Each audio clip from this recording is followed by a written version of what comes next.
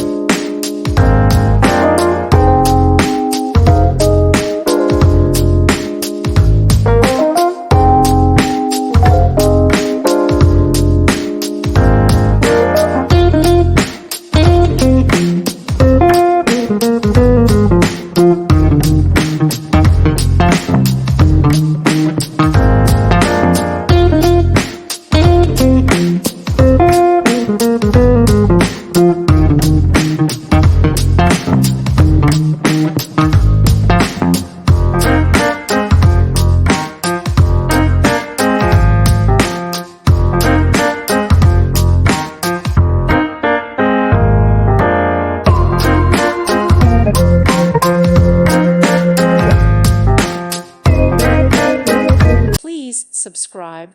Thank you. Thank you for watching. God bless.